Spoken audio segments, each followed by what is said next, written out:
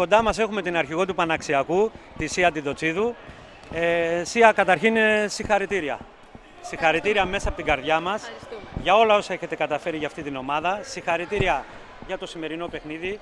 Συγχαρητήρια και για την εμφάνιση στην προηγούμενη εβδομάδα στο Final Four του Κυπέλου.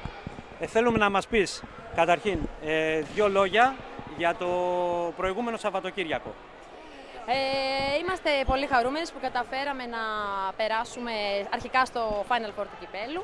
Είμαστε χαρούμενες γιατί πραγματοποιήσαμε ένα από τους στόχους μας να είμαστε στον τελικό και στη συνέχεια στο τελικό κάναμε μια πολύ καλή εμφάνιση κόντρα σε μια καλή ομάδα στο ταμπλούχο της προηγούμενης χρονιάς. Ο κόσμος σήμερα φώναζε ότι η Νάξος ήταν ένα μικρό καράβι που έφτασε μέχρι τον τελικό. Ζήτησε όμως και συνέχεια. Θέλω να μας πεις, συγχαρητήρια και για τη σημερινή νίκη, να πάμε στη συνέχεια. Βεβαίως. Έχουμε άλλους 2 αγώνες για την κανονική διάρκεια του πρωταθλήματος. Στόχος μας είναι να τερματίσουμε στη δεύτερη θέση για να έχουμε το πλεονέκτημα έδρας. Αυτό απαιτεί να κερδίσουμε τον Παναθηναϊκό μες στην έδρα του 25 Μαρτίου και φυσικά να μην χάσουμε πόντο εδώ το επόμενο Σαββατοκύριακο με τη Θέτιδα. Είμαστε ήδη μες στους στόχους μας, αλλά εχθρός του καλού είναι το καλύτερο. Γι' αυτό θέλουμε όλο και κάτι παραπάνω. Θέλουμε να βελτιωνόμαστε, θέλουμε να παίζουμε στα όρια μας και από εκεί και πέρα ο καλύτερος σας κερδίζει σε οποιοδήποτε παιχνίδι. Είναι γενικά αποδεικτό ότι φέτος ο Παναξιακός παίζει ένα πάρα πολύ όμορφο βόλεϊ. Εμείς έχουμε τη δυνατότητα να ξέρουμε ότι γίνεται πάρα πολύ καλή δουλειά εδώ πέρα, στην Νάξο. Θα ήθελα να μας πεις λίγα λόγια για τη δουλειά που γίνεται στις προπονήσεις και για το πόσο έχετε καταφέρει εσείς να βγάλετε αυτό το αποτέλεσμα.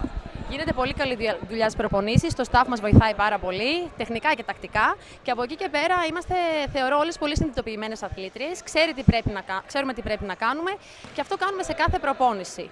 Αυτό έχει ως αποτέλεσμα αυτό που βλέπετε. Και εφόσον σας αρέσει, είμαστε πολύ χαρούμενες και προσπαθούμε συνεχώς να γινόμαστε καλύτερες. Είσαι μια έμπειρη αθλήτρια και μέσα από αυτό εδώ το μικρόφωνο το έχω πει πάρα πολλές φορές ότι αυτή εδώ η ομάδα βγάζει κάτι παραπάνω.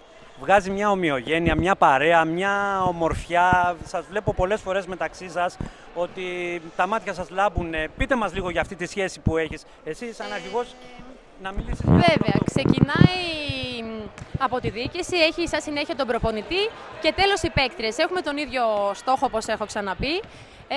Είμαστε, αν και πολλές μικρές κοπέλες, θεωρώ ότι πολύ όρημα φέρονται εντός και εκτός γηπέδου. Είμαστε πολύ χαρούμενες, ταιριάξαμε και έχουμε την ίδια φιλοσοφία. Αυτό μετράει. Αυτό ακριβώς. Λοιπόν, με αυτά λοιπόν από την αρχηγό του Παναξιακού τη Σία Τιντοτσίδου να σου ευχηθούμε πάνω απ' όλα υγεία. Πάνω απ' όλα υγεία. Ευχαριστούμε. Μακάρι να εκπληρωθούν οι στόχοι σας, να βλέπουμε συνέχεια καλό βόλεϊ από εσάς και να σε έχουμε όσο γίνεται περισσότερο εδώ στην Άξο. Κλείνοντας εγώ, δεν ξέρω αν θέλεις κάτι. Ευχαριστούμε και εμείς πολύ. Ευχαριστούμε πολύ. Με αυτά λοιπόν από την αρχηγό του Παναξιακού τη Σία Τιντοτσίδου κλείνουμε τη σημερινή μετάδοση. Μαμά, μπαμπά, γιαγιά. Χαιρετισμούς στη Θεσσαλονίκη. Όχι, στη Δράμα. Α, και στη Δράμα. Είχα πει πριν για τη Θεσσαλονίκη εγώ.